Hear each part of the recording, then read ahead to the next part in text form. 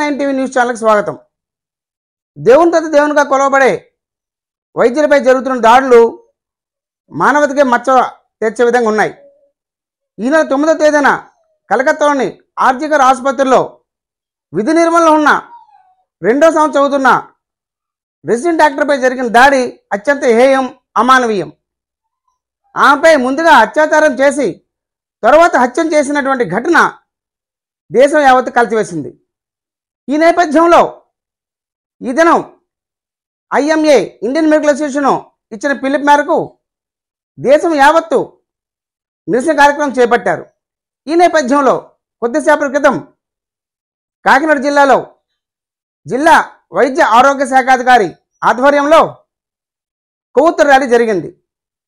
ఈ సందర్భంగా ఇందులో పాల్గొన్న వైద్యులు మరియు పారామెడికల్ స్టాఫ్ ఈ ఘటనను అత్యంత నీచమైనదిగా, హేయమైనదిగా పేర్కొంటూ మహిళలకు రక్షణ కావాలన్న విషయాన్ని వాళ్ళు చెప్పారు. ఈ విషయమై వైద్యులు మాట్లాడుతూ ప్రభుత్వం దీనిపై ఒక చట్టాన్ని చేసి తప్పు చేసిన వారిని కఠినంగా శిక్షించే ప్రక్రియ ఉండాలని పేర్కొన్నారు. ఈ ఘటనకు సంబంధించినటువంటి కొన్ని విజువల్స్ నెట్లో చక్కర్లు కొట్టి దేశం యావత్తు కలిసివేసింది. ఈ విషయమై ఈరోజు జరిగిన కొవ్వొత్తుల ర్యాలీలో వివిధ వర్గాలకు చెందిన వైద్య రంగానికి చెందిన వ్యక్తులు వారి మాటలను మీ ముందు ఉంచుతున్నాం.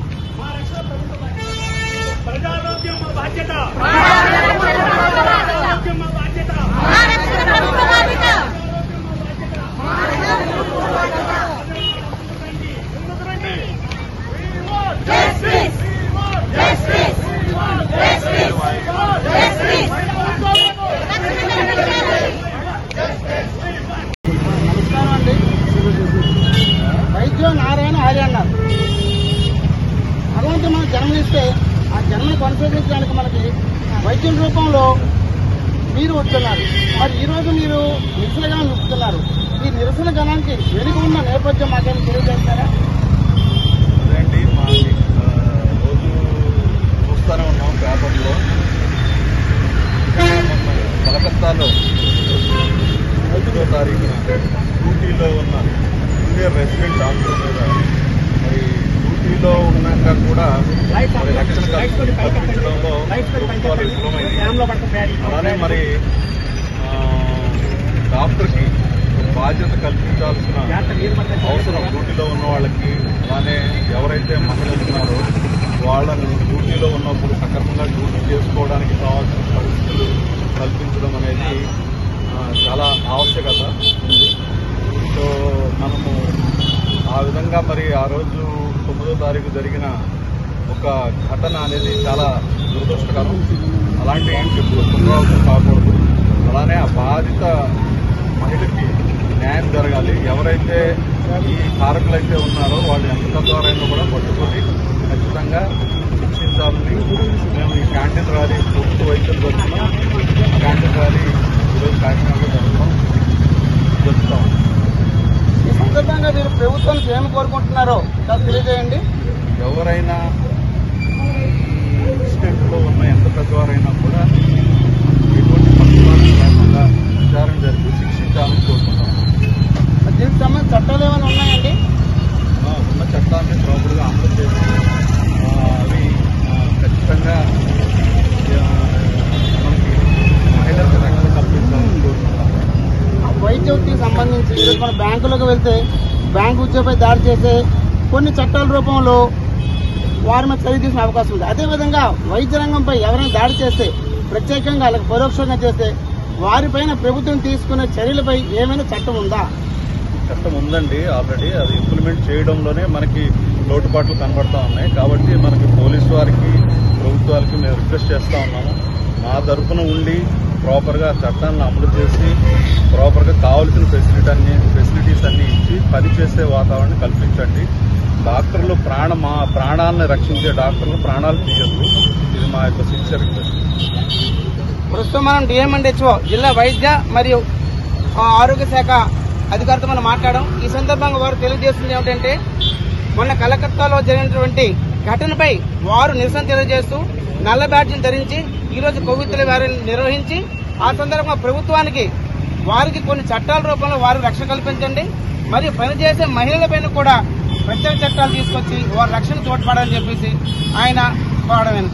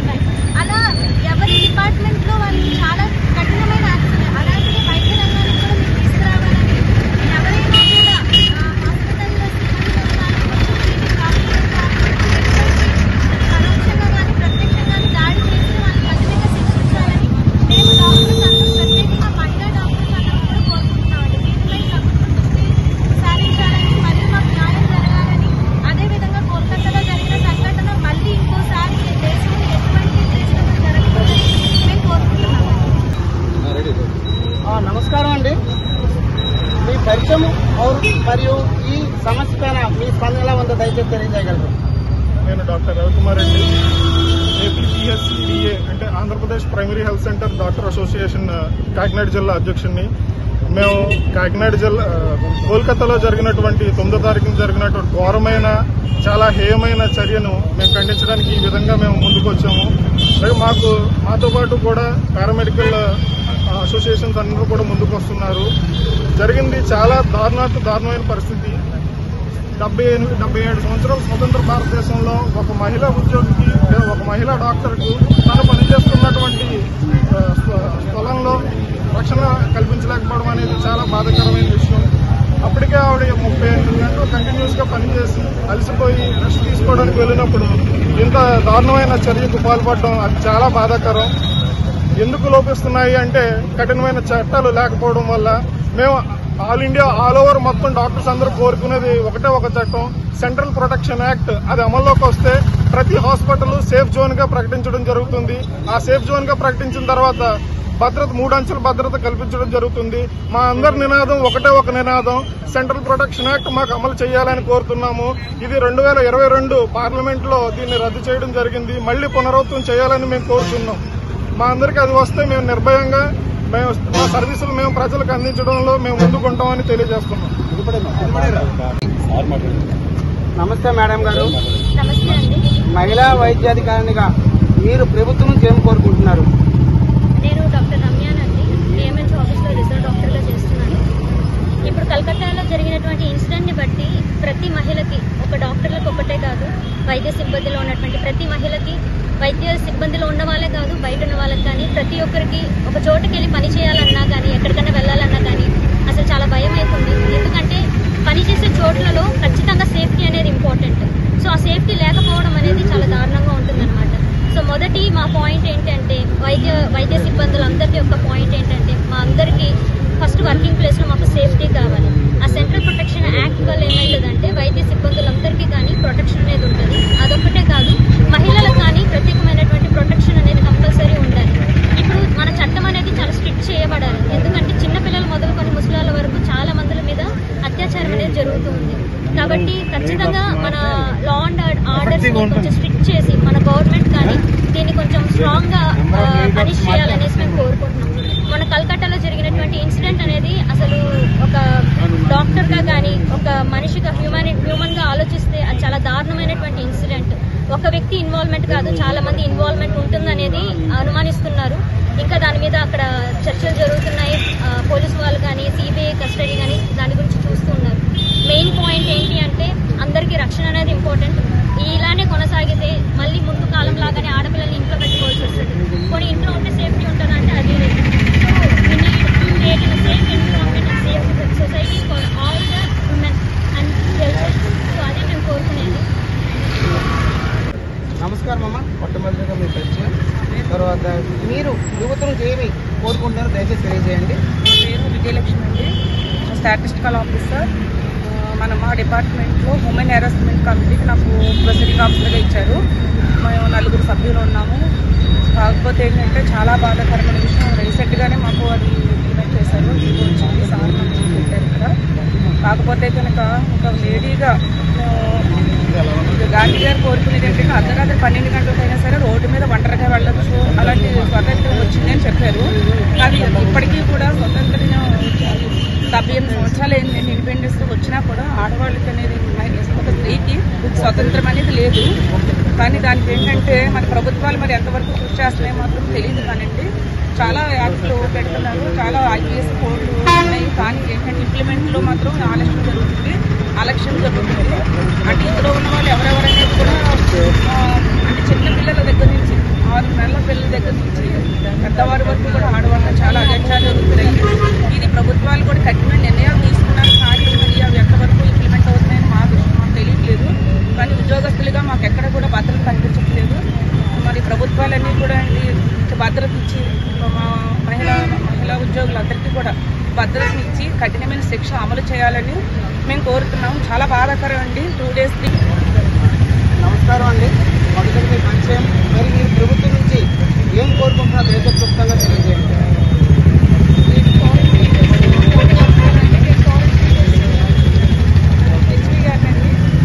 అంటే మొన్న 9వ తారీఖు జరిగిన సంఘటనలో విషయం చూస్తే అమ్మాయి చాలా అత్యాచారానికి సమూహంగా ఆమెను రేప్ చేసి, అంతేకాకుండా అమ్మాయి బాడీని కూడా ఎరగొట్టేసి పెల్విక్ బోన్ని కూడా ఎరగొట్టి చంపేశారు మానవులు. అయితే వాళ్ళు మనుషులు కాదు మృగాలు అంటున్నారు. ఈ విధంగా చూస్తే డాక్టర్స్ మరి చాలామంది డిపార్ట్మెంట్స్ వారు, ప్రజలు, స్కూల్ పిల్లలు అందరూ కూడా స్వాతంత్రత 78 సంవత్సరాలు అయింది వచ్చి అని అంటున్నారు. నిజంగా గాంధీ గారు చెప్పినట్టు అర్ధరాత్రి మహిళ ఒంటరిగా నడిస్తేనే స్వాతంత్రత వచ్చినట్టు అని చెప్పారు.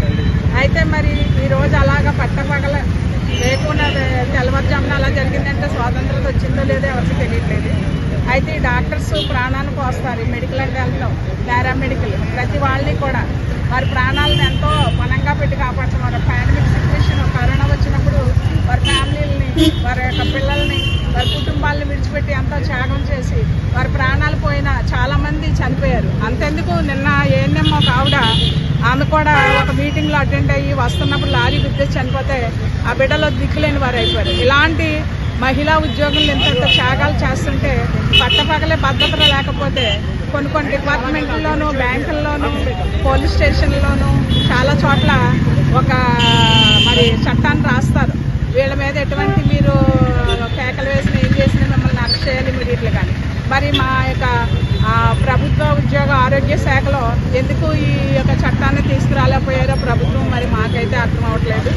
మరి నైట్ టైం డెలివరీ కేసు వేసినాడు ఒక లేడీ డాక్టర్, ఒక స్టాఫ్ నర్సు, ఒక సూపర్వైజర్ హెచ్వి, అలాగనే ఒక ఏఎన్ఎం, ఒక ఆశ అర్ధరాత్రి ఆ ప్రజలు ఎలాంటి వాళ్ళు నమ్మకుండా వారి మీద వెహికల్తో ప్రయాణించి వారిని డెలివరీ చేసి వారిని ఇంటికి క్షేమంగా చేరుస్తున్నారు. మరి ఈ విషయాల్లో కూడా వారు ఎంతో బాధ్యతగా ఉంటున్నారని మరి గవర్నమెంట్ ఎందుకు పట్టించుకోవట్లేదో తెలియట్లేదు. కానీ ఆ బాధ్యురాలకైతే దోషులు ఎంత గొప్పవారైనప్పటికీ చాలా కఠినంగా శిక్షించాలి. వారికి ఎంత గొప్పవారైనప్పటికీ కూడా శిక్షించాలి. న్యాయం అనేది ఉందని ప్రజలు తెలుసుకొని ఆ న్యాయం ఉంది కదా కాపాడిందని ఒక సంతోషంతో వారు ఉండగలరు. లేదంటే ప్రజలందరూ కూడా ఇలా కట్టి ఉడికిపోతూ వారి పిల్లల పట్ల నమ్మకం లేకపోయింది. యువత బాగుపడాలి, దేశాన్ని బాగు చేయాలని ఆశపడుతున్నారు.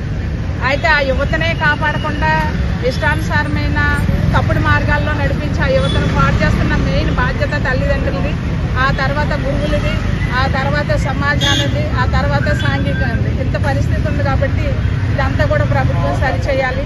మరి ఆ బిడ్డకి సరైన న్యాయం జరగాలని నేను ఒక తల్లి లాంటిదాన్ని ఆశపడుతున్నాను. We want justice. We want justice. We want justice. We want justice. Lady doctor పై జరిగిన అత్యాచారాన్ని, లేడీ డాక్టర్ పై జరిగిన అత్యాచారాన్ని, డాక్టర్ల రక్షణ, డాక్టర్ల రక్షణ, డాక్టర్ల రక్షణ, లేడీ డాక్టర్ల రక్షణ, రక్షణ, ఎడ్యుకేషన్ చోట లేడీ డాక్టర్లకు, చోట లేడీ డాక్టర్లకు, లేడీ డాక్టర్లకు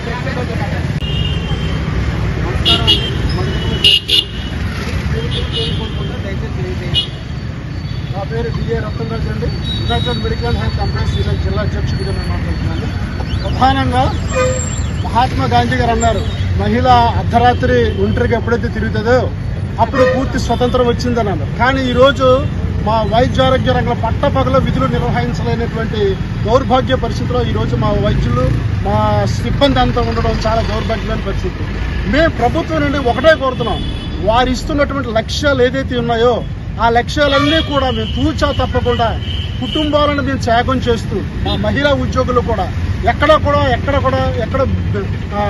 వాళ్ళ యొక్క లక్ష్యాలని వెనకడుగేసేటువంటి పరిస్థితుల్లో కాకుండా వాళ్ళ లక్ష్య సాధనలోనే వారి అంకిత భావంతో పనిచేస్తూ ఉంటే ఈరోజు కలకత్తాలో జరిగినటువంటి దుర్ఘటన చూస్తూ ఉంటే యావత్ భారతదేశంలో ఉన్నటువంటి మహిళలే కాదు యావత్ ప్రపంచం కూడా సిగ్గుతో తలదించుకునేటువంటి పరిస్థితి ఏర్పడింది. ఈరోజు నేను ప్రధానంగా ప్రభుత్వాన్ని డిమాండ్ చేస్తుంది ఏంటంటే, ఒంటరిగా విధులు నిర్వహిస్తున్నటువంటి ప్రాథమిక ఆరోగ్య కేంద్రంలో అర్ధరాత్రి డెలివరీ అవుతున్నా కానీ మహిళా ఉద్యోగులు అక్కడికి వెళ్ళి డెలివరీ చేయవలసిన పరిస్థితి.